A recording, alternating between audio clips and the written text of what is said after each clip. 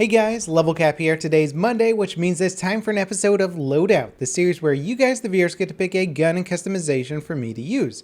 The way you do this is you leave a comment down below letting me know what kind of weapon and accessories you'd like me to run with, and I will pick one of the top rated comments for the next episode. Today's top comment comes from Scorchio, who says the British armed police officer. And yes, certain police personnel in Britain have firearms. Primary weapon is the G36C, optic is a holographic, accessory is the laser light combo, barrel standard, underbarrel vertical grip with the default paint. Secondary is the G18, however they use the G17 in real life. Optic is iron sights, accessory laser sight, barrel standard, paint default. Gadget 1 is the EOD bot, Gadget 2 is the DS3 decoy, grenade M84 flashbang, knife bayonet, field upgrade defensive. And then he says it's a common misconception that the British police do not use guns. Well, that is true to some extent, as police personnel on patrol do not bear arms. However, there are armed police personnel in the UK that are only used when called out or could be on patrol at major terrorist targets such as Heathrow Airport or Buckingham Palace. Your objective is to defend the MCOM sites and ensure that terrorism is contained. Anyway, Level, keep up the good work and have fun with this underpowered G36C. And I actually flew into Heathrow Airport when I was there for the Battlefield 1 reveal event, and I do think I saw some armed personnel there. I think they were actually carrying MP7s though, if memory serves correct. Though I have no doubt there are armed British personnel with G36s somewhere.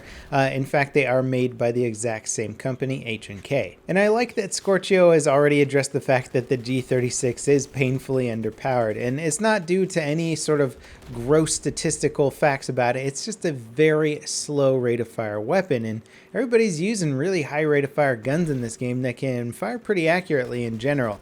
One thing I do like about the G36C though is that the recoil is pretty much non-existent, so you can tap fire at far away targets and just kind of spray and pray at close quarter targets. Your gun is not going to recoil, so you can at least land those shots even if they're not coming out very quickly.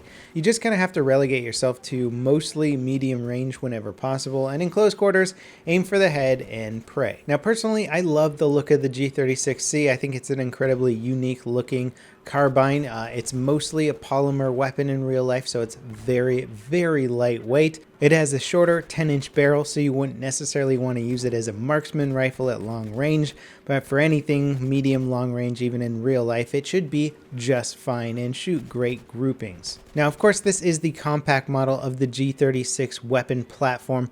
They have a machine gun component, a much longer rifle version that should be more accurate. So there really is a variant of this weapon for just about any purpose. And I do really miss that G36 machine gun from Bad Company too. I think it was also available in Battlefield Hardline, but very cool machine gun platform.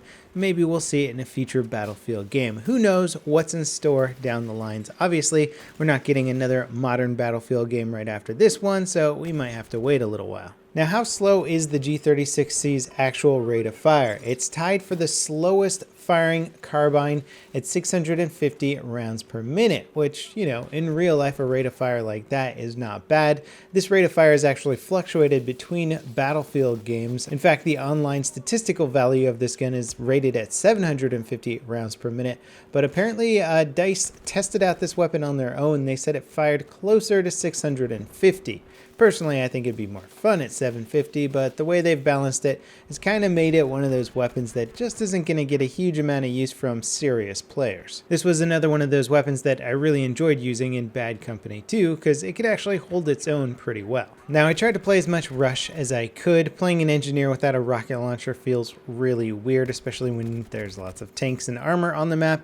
EOD bot really isn't going to cut it when trying to deal damage to another vehicle.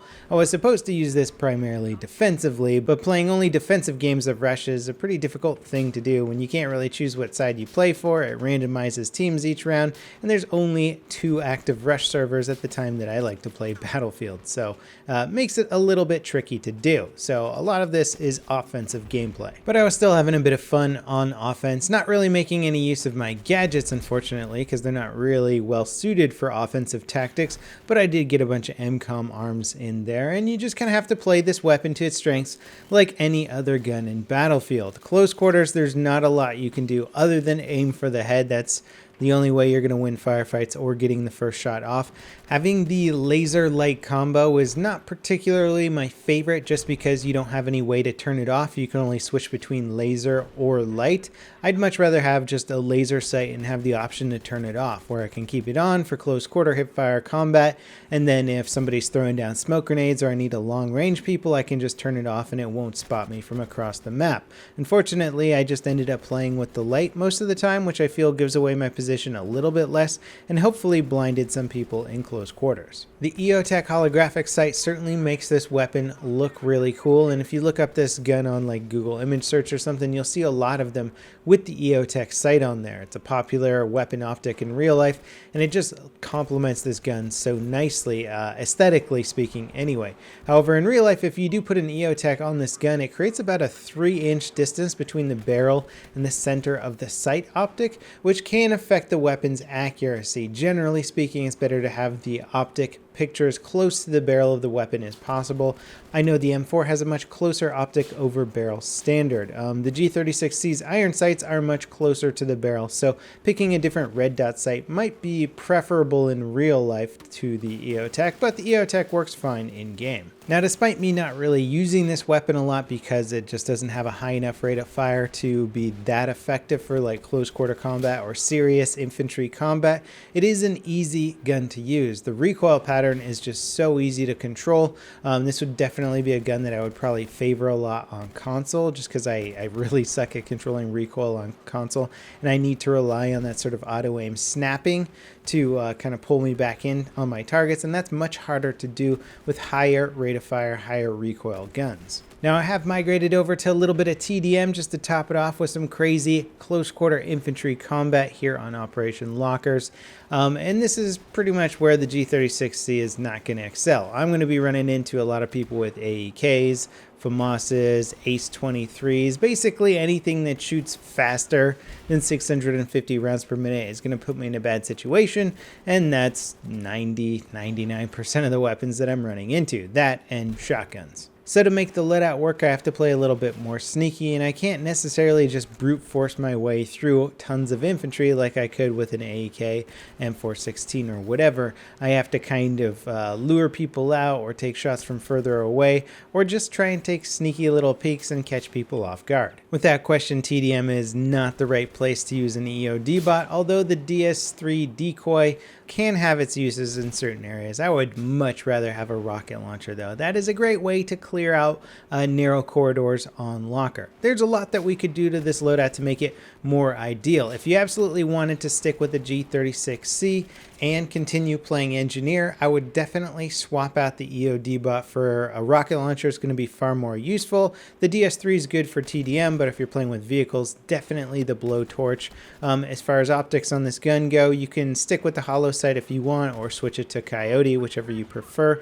Weapon attachments, I get rid of that laser light combo and maybe put the auto spotter on there. There doesn't really need to be a sort of attachment on this gun like a laser sight or flashlight unless you really like to hip fire a lot. I wouldn't recommend it. And if you wanted to try and extend the range on this weapon a little bit, you could try a heavy barrel to improve some of the accuracy, although it is going to kick your vertical recoil up a little bit. It's already very, very low vertical recoil. It's easy to manage, so I wouldn't mind it too much. So I think a heavy barrel could definitely work on this weapon.